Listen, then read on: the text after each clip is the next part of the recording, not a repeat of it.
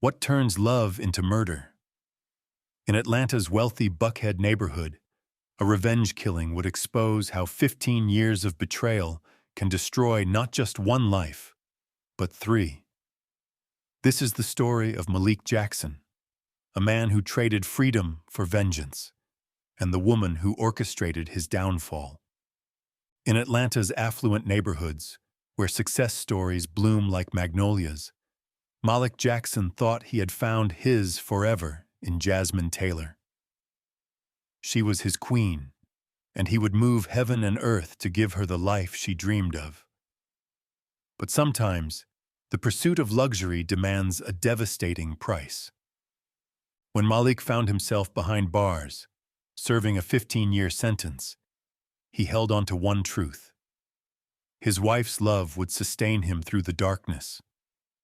What he didn't know was that while he counted days in his cell, Jasmine was methodically dismantling every piece of the life they had built together. She didn't just leave him. She orchestrated his destruction with a precision that would only be revealed years later. Their story began like many others in Atlanta's thriving Black professional community, with ambition, love, and dreams of building generational wealth. Malik and Jasmine were the couple everyone admired, their love story a testament to Black excellence. They had plans, big ones, a dream house in Cascade Heights, luxury cars in the driveway, and a future that seemed boundless. But beneath the surface of their perfect life, something darker was taking root. While Malik worked tirelessly to provide the lifestyle Jasmine desired, she was crafting an elaborate betrayal with Andre Thompson, the very man who would help engineer Malik's downfall. Their deception wasn't just about love gone wrong. It was about calculated destruction, about using trust as a weapon. 15 years later, Malik walked out of those prison gates, a changed man. The warm brown eyes that once held nothing but love had turned cold with purpose. Freedom wasn't enough anymore. Not when he discovered the truth about what Jasmine had done, and who she had done it with. The depth of their betrayal had crystallized within him, transforming a man who once believed in love into something dangerous. Tonight, we explore how the sacred bonds of marriage dissolved into a deadly mixture of greed and revenge. This isn't just another story of betrayal. It's a warning about the masks people wear and the promises they break when money and power blind them to everything else. It's about how the brightest love stories can cast the darkest shadows. The truth about loyalty isn't found in the vows we make, but in the choices we face when everything is on the line. Would you have waited 15 years, holding on to a love that was nothing but lies? Or would you have seen through the deception that Malik missed, the subtle signs that his wife was orchestrating his destruction? In the world of guilty whispers, we've shared many stories of betrayal, but none quite like this. The calculated precision of Jasmine's deception, the years-long manipulation that led to Malik's imprisonment, and the ultimate price paid for revenge. All of it serves as a chilling reminder that sometimes the most dangerous person in your life is the one sleeping beside you. As we unravel this story of love, betrayal, and revenge, ask yourself, what would you do if you discovered that the person you trusted most had engineered your destruction? How far would you go to balance the scales of justice when the legal system has already failed you? If you're new to Guilty Whispers, subscribe and join our community of truth seekers. Your support helps us bring these powerful stories to light. Share your thoughts below. What would you do if faced with such a devastating betrayal? Welcome to Guilty Whispers, where we reveal how the brightest love stories can cast the darkest shadows. Tonight's story will force you to question everything you believe about love, loyalty, and the price of betrayal. Malik Jackson and Jasmine Taylor's love story began like a fairy tale. Their paths crossed at Clark Atlanta University, where Malik's quiet determination caught the eye of a woman who commanded attention naturally. Jasmine Taylor wasn't just beautiful. She was brilliant, ambitious, with a smile that could illuminate Peachtree Street on the darkest night. Their courtship moved with the swift certainty of two people who recognized their destiny in each other's eyes. Malik approached life with methodical precision, building success one calculated step at a time.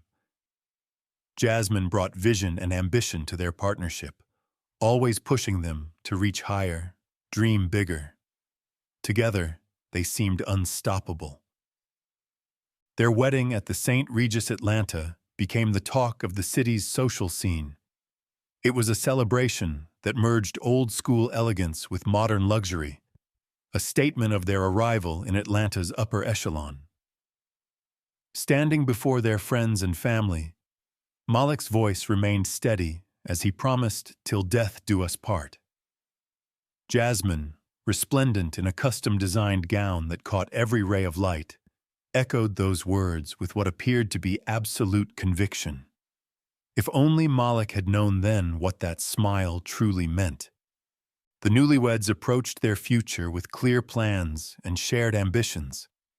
Jasmine, ever the strategist, suggested waiting to have children. "Let's secure our future first," she'd say, her eyes gleaming with ambition. "We need to focus on our careers, our goals. Then we'll bring children into a life that's already perfect." Malik, devoted to making her happy, agreed without hesitation. From the beginning, Jasmine played her role with masterful precision. Her position in finance gave her an air of expertise that Malik never questioned. "Baby, let me handle all this," she'd say, her smile warm and reassuring. "These financial matters can be complicated, and I deal with them every day at work." Malik would beam with pride, thinking how blessed he was to have such a capable wife. Their first major purchase together was a dream home in Cascade Heights. Jasmine suggested putting it solely in her name. "Your credit score is good, baby, but mine is excellent. We'll get a much better interest rate this way." Malik nodded, seeing only the logic in her words, not the calculation behind them. "That's my smart woman," he'd say, kissing her forehead, always thinking ahead. As their wealth grew, Jasmine methodically ensured everything was legally hers: their investment accounts, rental properties, even their vehicles. "It's just easier for tax purposes," she explained, her voice honey-sweet. "Plus, if anything ever happens to you, I can manage everything without legal complications." Malik saw this as proof of her devotion, another sign that she was planning their future together. When friends raised subtle concerns about Jasmine controlling all their finances, Malik defended her fiercely. "She works in finance," he'd explain. "She knows what she's doing. Besides, marriage is about trust. Look at everything we've built together." His faith in her was absolute, unshakable. Their second year of marriage brought what seemed like a natural progression, merging their finances. Jasmine proposed the idea of a joint account, presenting it as the ultimate symbol of trust. "We're a team," she insisted, her voice warm with conviction. "What's mine is yours, and what's yours is mine." Malik saw it as another brick in the foundation of their shared future. But beneath their picture-perfect life, subtle warning signs emerged. Jasmine's focus on material wealth intensified with each passing month. Her dreams weren't just about success. They were about luxury, designer clothes, high-end cars, a mansion in Atlanta's most prestigious neighborhood. She would tell Malik, "Baby, we deserve to live like royalty," her eyes sparkling at the mere thought of opulence. When Jasmine insisted on maintaining separate personal accounts alongside their joint account, she framed it as financial wisdom. "Every financial advisor recommends maintaining some independent accounts," she explained. "It's just smart money management." Malik agreed, seeing it as another example of her financial expertise, never suspecting that she was creating escape routes, building walls he couldn't see. Each time she made a major financial decision, she would involve him just enough to make him feel included, but never enough to give him real control. "I'll handle all the paperwork," she'd say. "You just focus on building our empire." And Malik, blinded by trust and love, saw only a supportive wife, never the architect of his future downfall. Their social circle expanded as their wealth grew. Jasmine had a talent for networking, for finding connections that could open doors to more opportunities. One of these connections was Andre Thompson, a smooth-talking businessman who seemed to have his fingers in every profitable venture in Atlanta. Malik noticed how Jasmine's eyes would light up when Andre talked about investment opportunities, about ways to accelerate their wealth building. "Baby, Andre knows what he's talking about," she'd say after their dinner parties. "We should consider some of his suggestions. Think about how much faster we could grow our portfolio." Her enthusiasm was infectious, and Malik found himself drawn into increasingly complex financial arrangements, always with Andre's guidance and Jasmine's encouragement. Looking back, the signs were there, hidden in plain sight behind her sweet smiles and logical explanations. The way she would push for riskier investments, always through Andre's connections. How she would insist on handling all the paperwork herself, claiming it was easier since she understood the terminology. The subtle way she began distancing Malik from their financial decisions while making him feel like he was still in control. But Malik's trust in Jasmine was absolute, unshakable. Even when she began pushing him toward riskier ventures, suggesting connections who could help them build wealth faster, he saw it as ambition, not manipulation. Every red flag was transformed in his mind into another reason to love her more, trust her deeper, believe in her completely. That absolute trust would prove to be the foundation of his undoing, the tool Jasmine would use to dismantle his life piece by piece. While he focused on providing the lifestyle she desired, she was methodically preparing for a future that didn't include him. Every document she had him sign, every account she opened in her name, every property title she suggested putting under her control, all of it was part of a carefully orchestrated plan. Their life together looked perfect from the outside. They hosted lavish parties in their Cascade Heights home, traveled to exotic locations, and seemed to embody the dream of Black excellence in Atlanta. But beneath the surface, Jasmine was weaving a web of deception so intricate that Malik wouldn't understand its full scope until it was too late.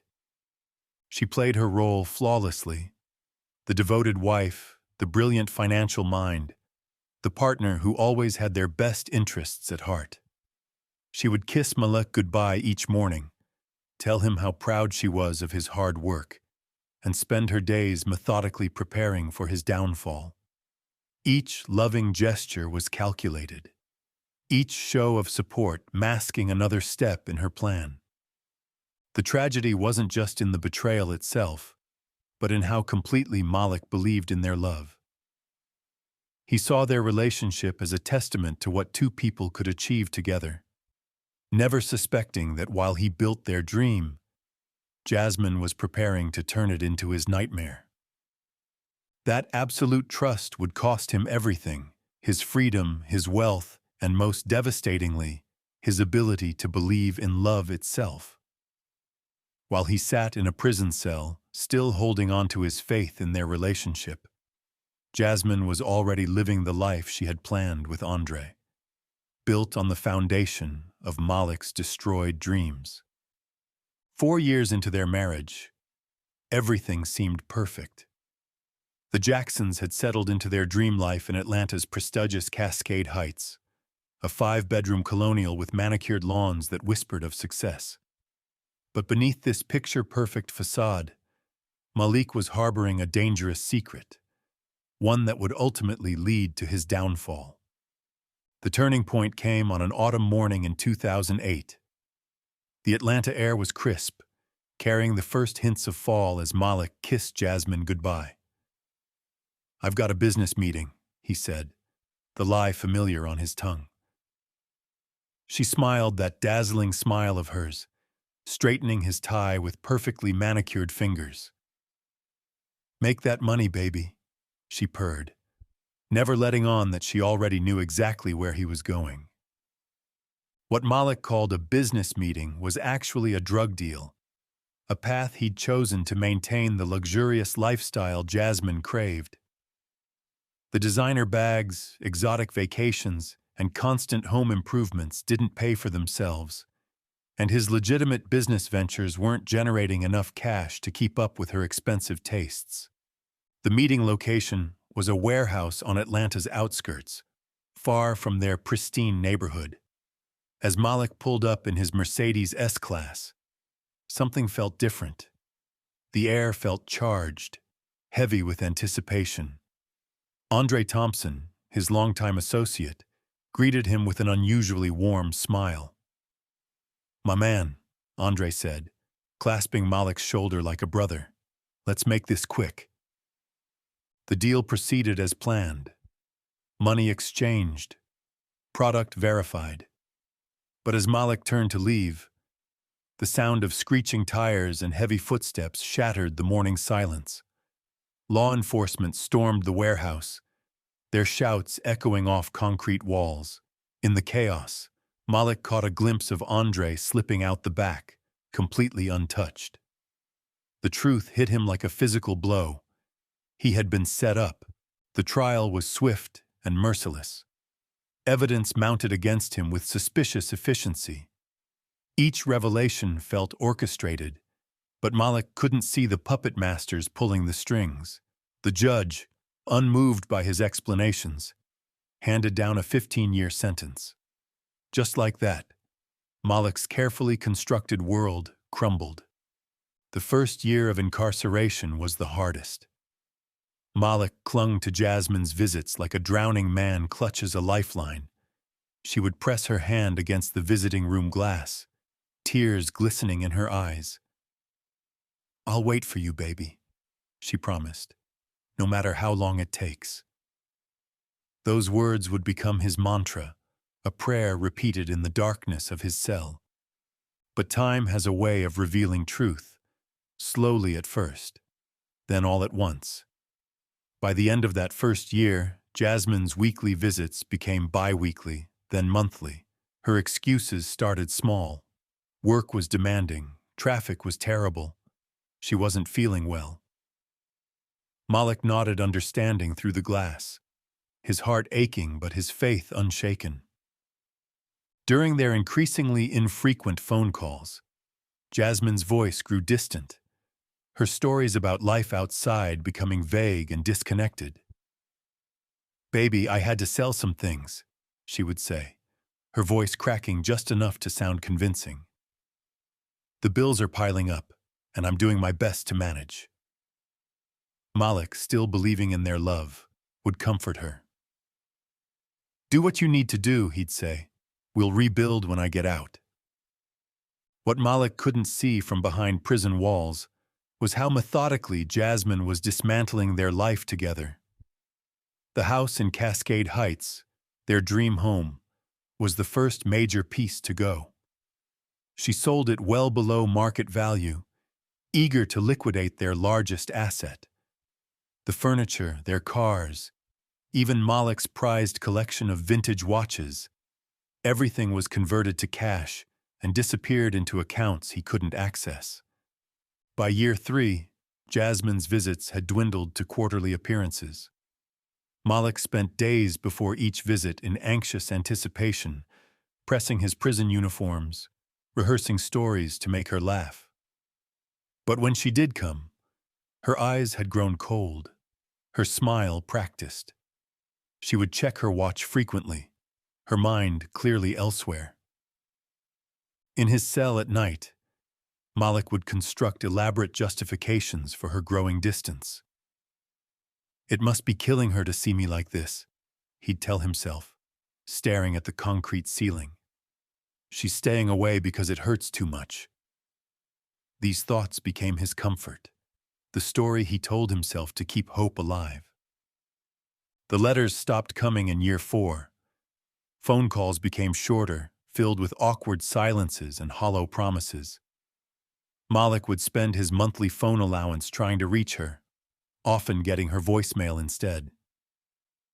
When she did answer, her responses were clipped, distracted. "I'm just busy, Malik," she'd say. "You know how it is." But he didn't know, couldn't know, that while he was holding on to their love like a lifeline, Jasmine had already cut the rope. She had begun systematically dismantling their shared life, transferring assets, closing joint accounts, erasing every trace of their connection.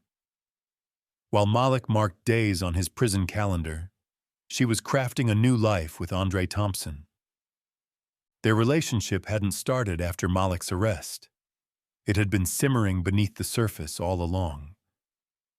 Andre, with his smooth talk and flashy lifestyle, had been waiting in the wings, watching as Jasmine pushed Malik deeper into the drug trade.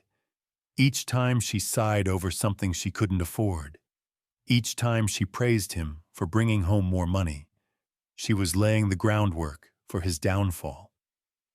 By the 5th year of his sentence, Jasmine stopped visiting altogether. Malik's mother, Evelyn, and his sister would come, their faces tight with secrets they couldn't bear to share. They watched him hold on to his faith in Jasmine, each visit breaking their hearts a little more. How do you tell someone that their whole world has been a lie? The years stretched on, and Malik's faith, though tested, never wavered. He wrote letters that were never answered, made calls that went straight to voicemail, and dreamed of a reunion that would never come. In his mind, their love story was just on pause, waiting to resume the moment he walked free. But freedom would bring a truth far more devastating than any prison sentence. The woman he had loved, the life he had built, the future he had planned, all of it had been an illusion, carefully crafted by the very people he trusted most. Freedom came on a Tuesday morning in early spring. Malik Jackson stood at the gates of Atlanta State Penitentiary, a small box of possessions in his hands. 15 years of life reduced to a few photographs, letters, and the suit his mother had brought for this moment. The morning sun felt different on his skin, warmer somehow, as if freedom itself had a temperature. His mother Evelyn's old Toyota Camry sat in the visitor's lot, where she and his sister Keisha waited with tears already streaming down their faces. But Malik's eyes searched past them, scanning the small gathering for the one face he'd held onto through 15 years of darkness. His heart stumbled when he didn't see her. "Where's Jasmine?" The words caught in his throat, rough from disuse. His eyes met his mother's, and something in her expression made his stomach turn. "Baby." Evelyn started, then stopped, her hands twisting the worn strap of her purse. She said she's getting everything ready at home, for your homecoming." Malik nodded slowly, wanting to believe. It sounded like Jasmine, always the perfectionist, always wanting everything just right. But something in his mother's voice, a slight tremor he'd never heard before, planted a seed of doubt. The drive through Atlanta was surreal. The city had changed, grown taller, sleeker. New buildings reached toward the heavens where empty lots had once stood. Billboards advertised products he'd never heard of. Even the traffic patterns felt foreign, like driving through a familiar dream that had somehow shifted. "The city's different now," Keisha said softly from the back seat, trying to fill the heavy silence. "They've been building everywhere, especially downtown." Malik barely heard her. His mind was racing ahead to Jasmine, to their reunion. He'd played this moment over and over in his cell. How she would look, what he would say, how it would feel to hold her again after all these years. The thought had sustained him through the darkest nights. When they pulled up to his mother's modest home in the West End, Malik's heart began to race. He stepped out of the car, eyes fixed on the front door, expecting it to burst open any second. "Jasmine?" he called out, his voice echoing across the empty porch. The silence that answered was deafening.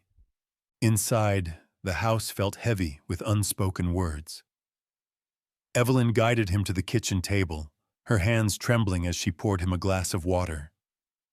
Family photos lined the walls, 15 years of moments he'd missed, birthdays and holidays celebrated without him. But none of Jasmine. "Malik," Evelyn began, her voice barely above a whisper. "There's something you need to know." The glass in his hand suddenly felt like ice. "What is it, Ma?" "Jasmine." Evelyn's voice cracked. She looked at Keisha, who stepped forward and placed a gentle hand on Malik's shoulder. "She's gone, Malik," Keisha said softly, her grip tightening. "She left years ago." Malik stared at his sister, the words refusing to register. "Gone? What do you mean, gone? Where did she go?" The silence that followed was thick enough to choke on. Evelyn reached across the table, taking his hand in hers. "Baby, she took everything. The house, the cars, the money, everything we built together. And," she hesitated, tears spilling down her cheeks, "she's married now, to Andre Thompson." The name hit Malik like a physical blow. Andre Thompson, the man who had been there the day of his arrest, the man who had slipped away while police dragged Malik to their cruiser. The room began to spin, memories flooding back with devastating clarity. "That's not possible," Malik whispered, his voice hoarse. "She wouldn't. She promised." But even as the words left his mouth, pieces began falling into place. The gradually shorter visits, the increasingly distant phone calls, the letters that stopped coming, each memory now tainted with the poison of betrayal. "We wanted to tell you," Keisha said, her voice breaking. "But Mama we thought it would destroy you. You were already serving such a long sentence. We didn't want to make it harder." Malik stood abruptly, the chair scraping against linoleum. He walked to the window, staring out at the neighborhood that had aged 15 years without him. The same cracked sidewalks, the same overgrown yards, the same dreams deferred. But now everything looked different, filtered through the lens of betrayal. "How long?" he asked, not turning around. "How long after I went away did she—" "5 years," Evelyn answered softly. "She married him 5 years after you went in. But they were together before that. We didn't know at first. None of us did." Malik pressed his forehead against the cool glass, closing his eyes against the truth. 5 years. While he counted days in his cell, while he held on to her promises like a lifeline, while he defended her to other inmates who warned him about women who couldn't wait, she had already replaced him. "The house?" he asked, his voice hollow. "Our house in Cascade Heights?" "Sold," Keisha replied.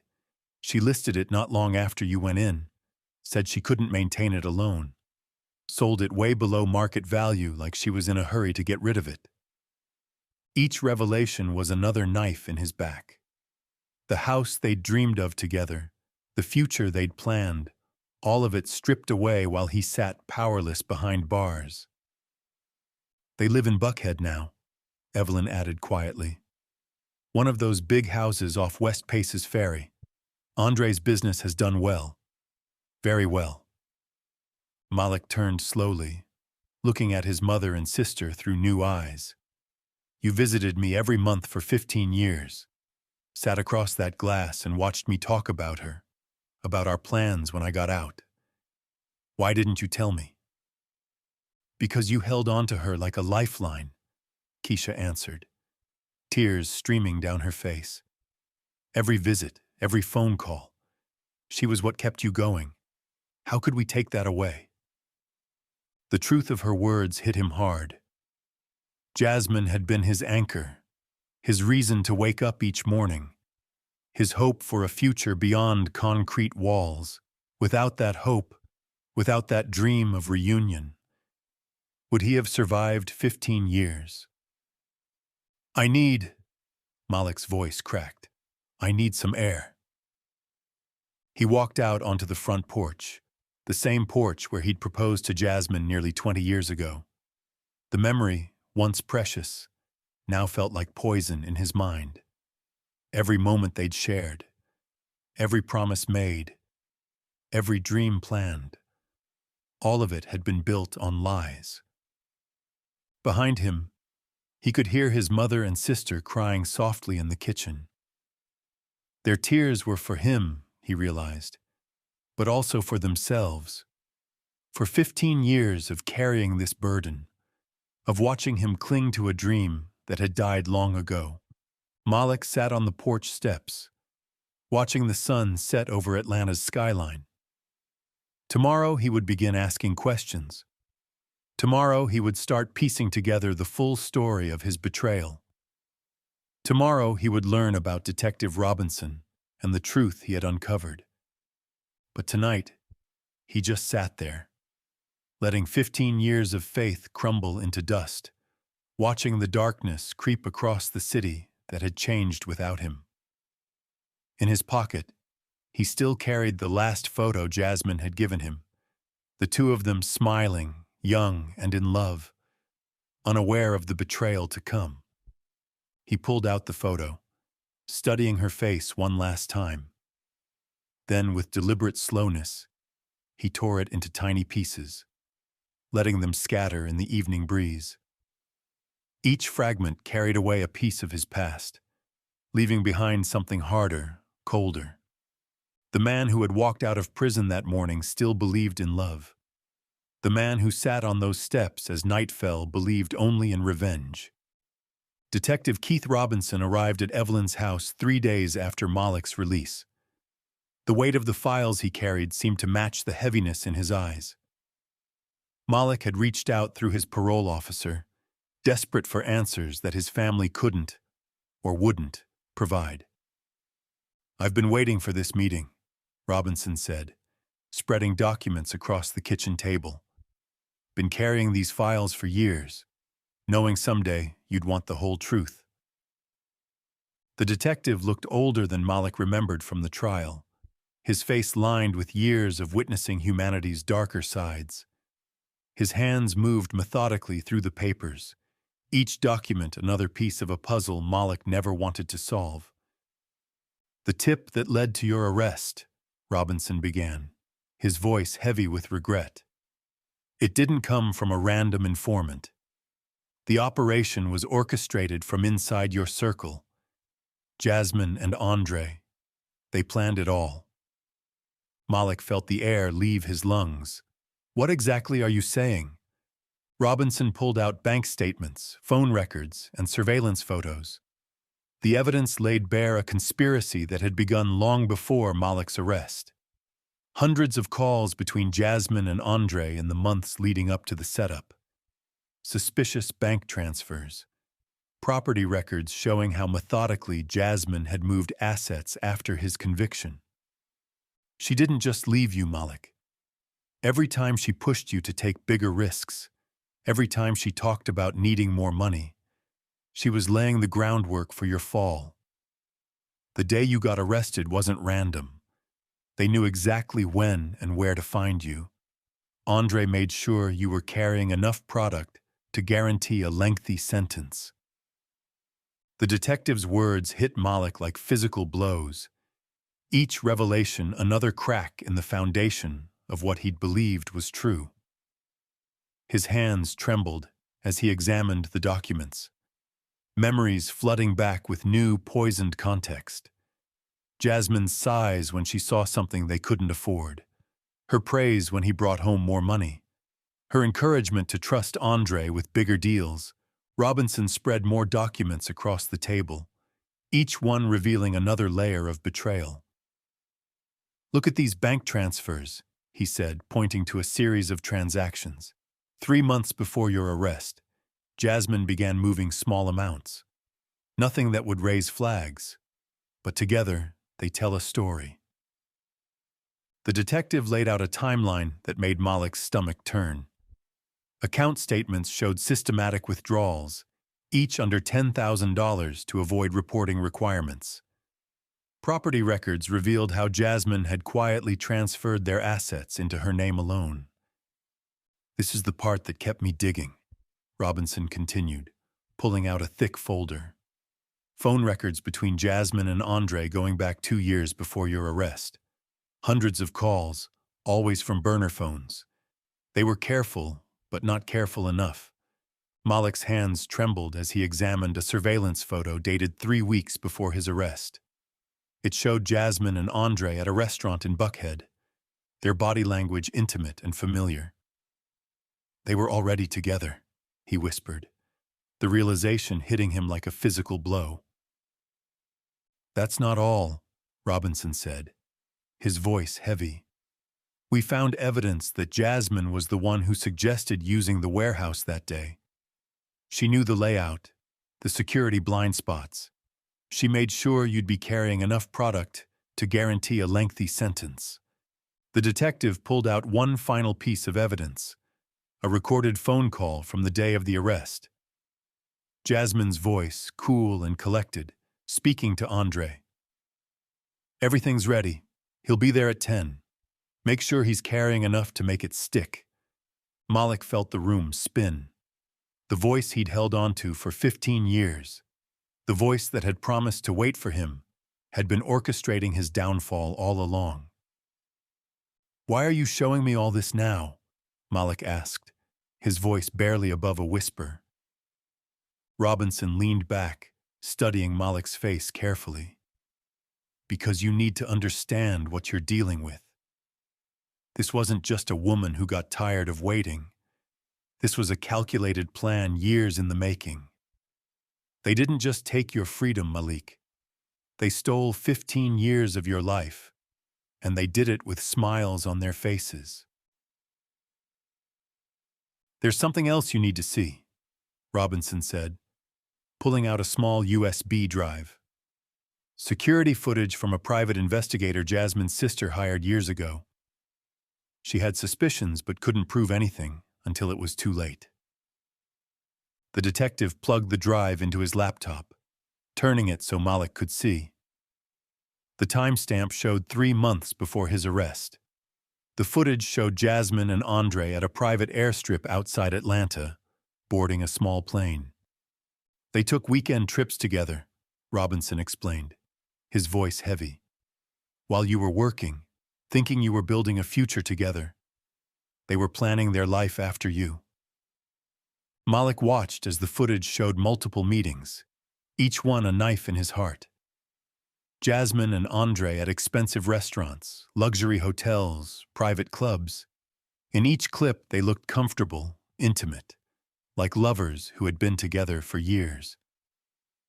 "I kept this back until now," Robinson said quietly, "because I needed you to see the whole picture first. This wasn't just about money, Malik. This was about 2 people who spent years planning your downfall, using your love as a weapon against you."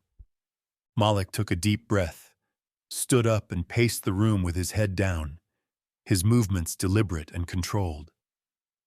When he looked up, something had changed in his eyes. The confusion and pain had crystallized into something harder, colder. "Thank you, Detective," he said, his voice steady, "for telling me the truth." Robinson gathered his files, pausing at the door. "What are you going to do with this information, Malik?" "Nothing," Malik replied, too quickly, Just try to move on with my life." But as the detective left, both men knew it was a lie. Some truths demand more than just acceptance. Some betrayals can only be answered one way. In the days that followed Robinson's visit, Malik began a meticulous routine.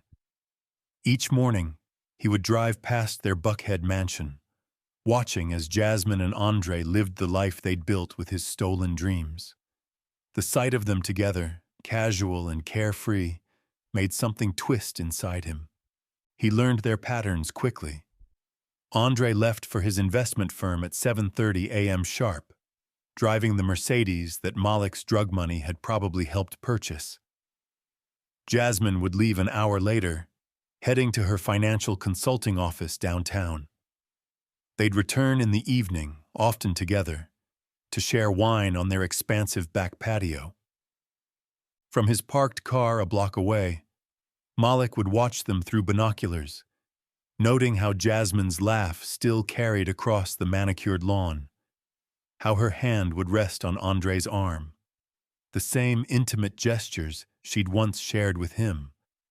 The sight of their casual displays of affection felt like acid in his veins. Each day of surveillance hardened something inside him. Detective Robinson's evidence played on repeat in his mind. The recorded calls between them planning his arrest, the bank transfers that started months before he was caught, the surveillance photos of their secret meetings while he still believed in their marriage. That night, alone in his childhood bedroom, Malik made his decision. He pulled out the gun he'd acquired through old connections that hadn't forgotten him despite 15 years away. As he cleaned the weapon, his hands were steady, his mind clear for the first time since his release. He called Detective Robinson one last time. "I need you to understand something," Malik said when the detective answered. "They didn't just steal my money or my freedom. They stole my ability to trust, to love, to believe in anything. They need to pay for that." "Don't do this, Malik," Robinson pleaded. "You've got a second chance. Don't throw it away on revenge." But Malik's voice was calm, resolved. "It's not about revenge anymore, detective. It's about justice. They took 15 years of my life. Now it's time they understood exactly what that feels like." The weight of the gun felt heavy in Malik's hand as he approached their Buckhead mansion. The setting sun cast long shadows across the manicured lawn, and through the ornate gates he could see them on their back patio, Jasmine and Andre, sharing wine and laughter, living the life they'd built on the ruins of his dreams. The security code hadn't changed. Jasmine still used her mother's birthday. This small detail, this remnant of the woman he once knew, made something twist inside him. He entered the code, and the gate swung open silently.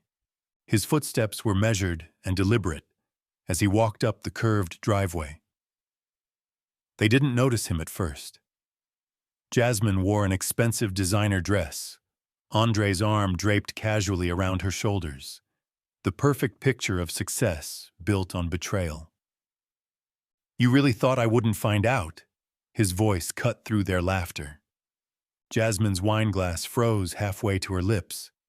Andre's smile faltered, then twisted into something ugly. "Man, you really don't know when to quit, do you?" Andre stood, positioning himself slightly in front of Jasmine. 15 years, Malik continued, his voice eerily calm. 15 years I sat in that cell, believing you were waiting for me, believing in us. His eyes locked onto Jasmine's. "But you and Andre had it planned from the start, didn't you?" The confrontation escalated quickly. When Andre moved suddenly, reaching behind him, Malik was faster. 2 shots rang out in quick succession. The first caught Andre in the chest. The second found Jasmine before she could finish her final plea. As sirens wailed in the distance, Malik stood over them both, watching as their blood seeped into the imported tiles of their patio. He didn't run. He didn't hide. He had spent 15 years in a cell of their making. Whatever came next, this cell would be of his own choice. The police arrived within minutes, their sirens piercing the quiet Buckhead evening. Red and blue lights flooded the circular driveway, casting eerie shadows across the manicured lawn. Malik remained standing on the patio, the gun placed carefully on the ground beside him, his hands raised in surrender. Officers approached with weapons drawn, shouting commands that seemed distant to his ears. "On your knees! Hands behind your head!" Malik complied without resistance, his movements mechanical, his eyes never leaving Jasmine's still form on the expensive imported tiles. Detective Robinson pushed through the crowd of responding officers, his face etched with resignation. He took in the scene. Andre slumped over the patio furniture. Jasmine sprawled near the wine glasses, her designer dress spread around her like spilled Merlot. "I told you not to do this," Robinson said quietly as he approached Malik. "I warned you they weren't worth it." Malik looked up at the detective, his voice eerily calm. "They took everything from me, detective. My freedom, my future, my ability to trust. Now we're even." The handcuffs felt familiar as they clicked around his wrists.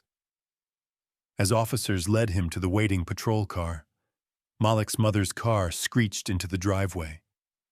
She must have heard the address on the police scanner she kept since his arrest years ago. "Baby, no!" Evelyn's anguished cry cut through the chaos. "What did you do?" Malik turned to face her one last time before they placed him in the car. "I'm sorry, Mama, but some debts can only be paid one way." The trial was swift but thorough. The prosecution portrayed Malik as a cold-blooded killer who had executed a revenge fantasy. The defense argued temporary insanity, presenting evidence of the psychological trauma caused by Jasmine and Andre's betrayal. Malik sat through it all, unmoved. When it was his turn to speak, he addressed the court with the same calm he had shown that night on the patio. 15 years ago, I went to prison for a crime they set me up to commit. They stole my freedom, my assets, my future. But worse than that, they stole my ability to trust, to love, to believe in humanity. I didn't just kill two people, I killed the pain they created. The jury deliberated for 6 hours. The verdict was unanimous, guilty on all counts. The judge, a stern woman with graying hair, looked down at Malik as she prepared to deliver his sentence. "Mr. Jackson, the court understands the profound betrayal you experienced. The evidence of Miss Taylor and Mr. Thompson's actions against you is compelling and disturbing. However, we cannot condone murder as a response to betrayal, no matter how deep the wound." The sentence was life without possibility of parole. As the words fell, Malik felt a weight lift from his shoulders. He turned to look at the gallery, at his mother and sister crying silently in the front row. "I love you both," he said softly. "I'm sorry it had to end this way." Detective Robinson visited him one last time before his transfer to state prison. "Was it worth it?" the detective asked. "Trading one cell for another?" Malik smiled, the first genuine smile since his release. They died knowing why, knowing exactly what they did. That alone was worth everything. As Malik settled into his new cell, he felt a strange sense of peace. The rage that had driven him was gone, replaced by a quiet acceptance. Jasmine and Andre had stolen 15 years of his life, but they no longer had power over his soul. In the end, Malik Jackson had chosen his own fate. He had traded freedom for justice, knowing the cost. Some would call it revenge. Others would call it madness. But for Malik, It was simply the price of truth, the truth that some betrayals can only be answered with blood. What would you have done in Malik's position?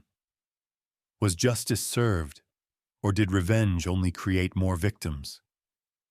Share your thoughts below, and don't forget to subscribe for more stories that explore the darkest corners of human nature.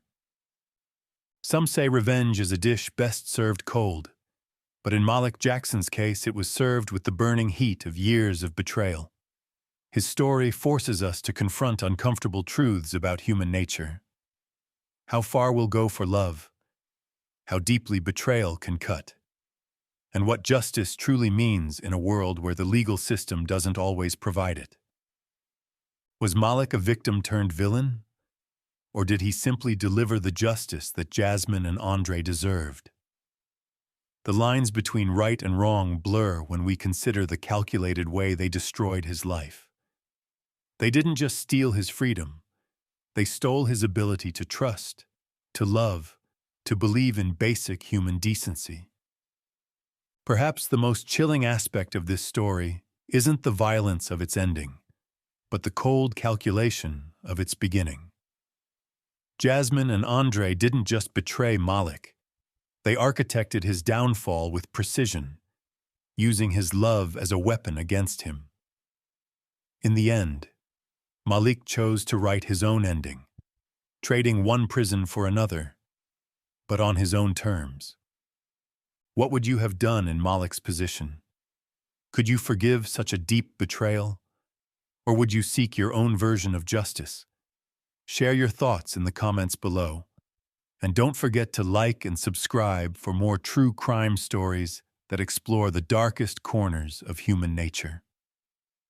Next episode, we explore yet another tale of betrayal and revenge, but with an even more shocking twist. Imani thought she had the perfect marriage until she discovered her husband's secret life and the lengths he would go to keep it hidden. You won't want to miss this story of deception, murder, and the ultimate price of keeping secrets. Remember to subscribe and hit the notification bell so you never miss an upload. This is Guilty Whispers, where we uncover the stories that remind us that sometimes the most dangerous people are the ones we trust the most.